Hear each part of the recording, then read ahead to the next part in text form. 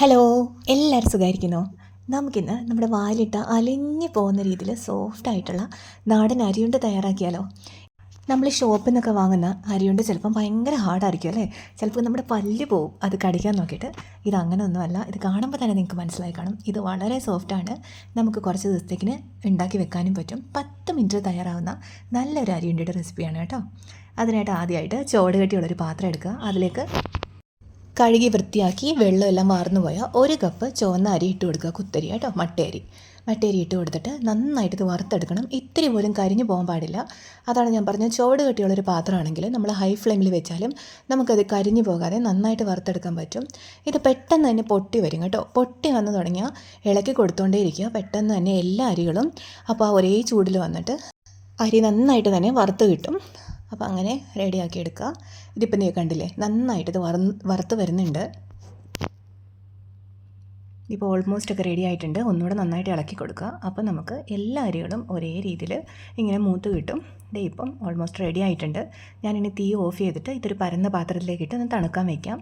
കാരണം നമുക്കിത് പൊടിച്ചെടുക്കണം കേട്ടോ. ഇത് നന്നായിട്ടൊന്ന് തണുത്ത് കഴിയുമ്പോൾ മിക്സിയുടെ ജാറിലേക്ക് ഇട്ടിട്ട് നന്നായിട്ടതൊന്ന് പൊടിച്ചിടണം. ഇപ്പം ഞാനിപ്പോൾ തണുത്തപ്പം മിക്സിയുടെ ജാറിലേക്കൊന്ന് ട്രാൻസ്ഫർ ചെയ്തിട്ടുണ്ട്. ഇതൊന്ന് പൊടിച്ചെടുക്കാം. ഈ പരുവത്തിലാണ് പൊടിച്ചെടുക്കേണ്ടത്. ഇനി നമുക്കിതിലേക്ക് മറ്റുള്ള ഇൻഗ്രീഡിയൻസ് കൂടി ഇട്ടിട്ട് ഒന്നുകൂടെ ഒന്ന് പൾസ് ചെയ്തെടുത്താൽ മതിയാവും. ഇതിലേക്ക് ഞാൻ 1/2 കപ്പ് തേങ്ങ, 1/2 കപ്പ് ശർക്കര പൊടിച്ചത്, ഇത് രണ്ടുമാണ് ചേർത്ത് കൊടുക്കുന്നത്. 1 കപ്പ് അരിക്ക് 1/2 കപ്പ് തേങ്ങയും 1/2 കപ്പ് ശർക്കര പൊടിച്ചതും. നിങ്ങളുടെ കയ്യിൽ ശർക്കര പൊടിയായിട്ടുണ്ടെങ്കിൽ അതിടാം കേട്ടോ. ഇനി ഇതിലേക്ക് നമുക്ക് ഫ്ലേവറിനായിട്ട് 1/2 ടീസ്പൂൺ ജീരകവും 3 ഏലക്കായുടെ തരികളും വേണം. അതുകൂടി ഇട്ട് കൊടുത്തിട്ട് ഇത് നമുക്ക് നന്നായിട്ട് പൊടിച്ചെടുക്കാം.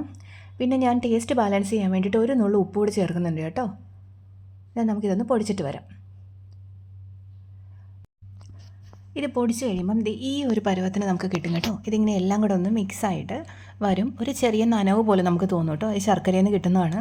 ഇനി ഇത് നമുക്ക് കയ്യിൽ നെയ്യോ വല്ലതും ഒന്ന് തടവിയിട്ട് ഇത് ഗ്രീസ് ചെയ്തതിന് ശേഷം നമുക്കിത് ഉരുളകളായിട്ട് പിടിച്ചെടുക്കാം. ഇത് വളരെ എളുപ്പമാണ് കേട്ടോ. നമ്മൾ വിചാരിക്കും നമ്മളിങ്ങനെ ബോൾസ് ആക്കി കഴിയുകയാണെങ്കിൽ അത് നന്നായിട്ട് വരുമെന്ന്. വളരെ എളുപ്പമാണ്. കൊച്ചു കുട്ടികൾക്ക് വരെ ഈസി ആയിട്ട് നമുക്കിത് ബോൾസ് ആക്കി എടുക്കാൻ പറ്റും.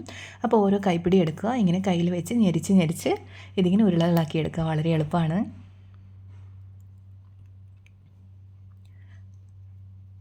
ഇത് കണ്ടില്ലേ, നല്ല രീതിയിൽ കിട്ടിയിട്ടില്ലേ? ഇത്രയേ ഉള്ളൂ പരിപാടി. അങ്ങനെ നമുക്ക് ഈ തയ്യാറാക്കിയിരിക്കുന്ന അരിയുടെ മിക്സ്ചർ വെച്ച് ഫുള്ള് നമുക്ക് ഉണ്ടാക്കിയെടുക്കാം.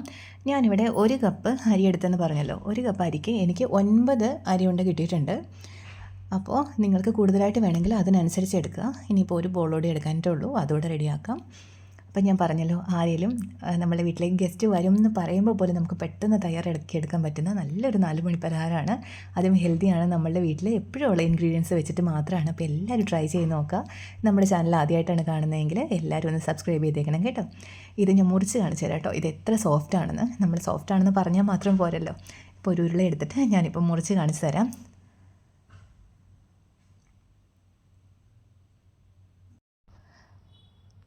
ഇതേ കണ്ടില്ലേ, നമ്മൾ 2 ഫിംഗർ മതി ഇത് മുറിച്ചെടുക്കാം കേട്ടോ. അത്രയ്ക്ക് സോഫ്റ്റാണ്.